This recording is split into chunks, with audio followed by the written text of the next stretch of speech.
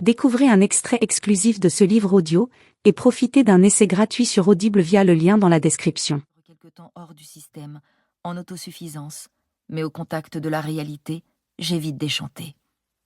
Je ne déteste pas vivre un peu à la dure, mais creuser ma propre fosse septique, non merci. Voilà donc où j'en suis. Certes, je ne vis pas en autosuffisance. J'ai l'électricité, l'eau chaude et une ligne de téléphone fixe. Mais je n'ai pas la télé, et je repense avec dédain au temps où je ne lâchais pas mon smartphone.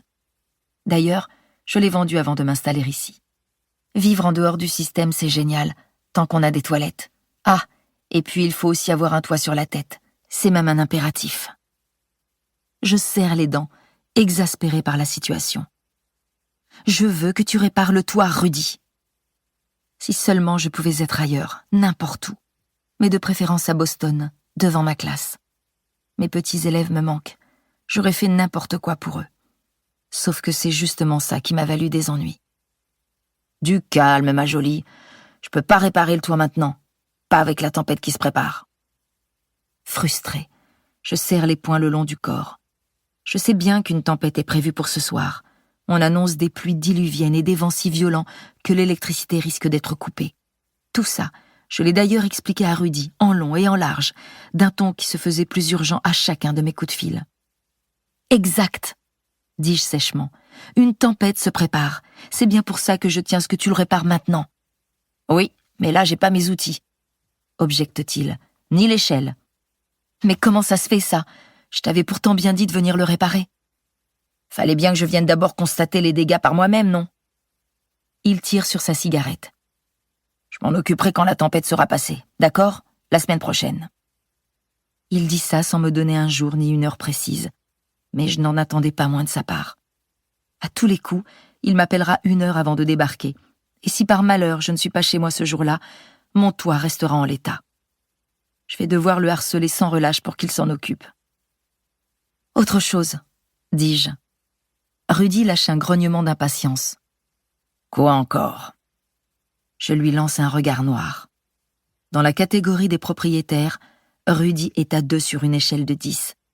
Non seulement il ne répond jamais aux messages que je lui laisse, mais il refuse systématiquement d'admettre qu'il y a un problème. Il y a quelques mois, lorsque le réfrigérateur est tombé en panne du jour au lendemain, sa réponse a été « Bah pourtant, il marchait quand t'es arrivé. » « C'est cet arbre, » dis-je. « Il m'inquiète. » Rudy suit la direction de mon doigt qui lui indique le grand arbre en bordure de mon terrain. Je ne sais pas ce que c'est exactement, mais il a un tronc 3 fois comme moi et domine majestueusement le chalet de toute sa hauteur. « Ouais, et donc ? Pourquoi il t'inquiète cet arbre ?» me demande-t-il d'un ton condescendant. Chaussée de mes bottes de pluie, je me dirige vers le coupable et pèse de tout mon poids sur son tronc.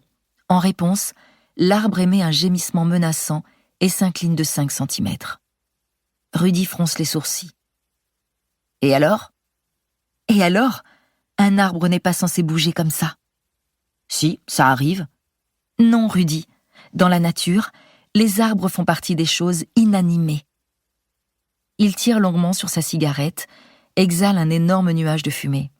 « Très bien. Je vais appeler un élagueur. Heureuse ? » Non. Heureuse, je ne le serai que lorsque cet arbre aura disparu.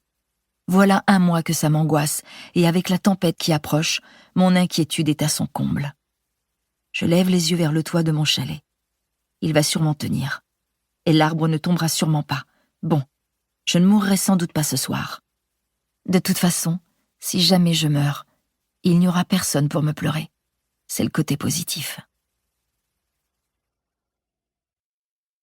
Chapitre 2.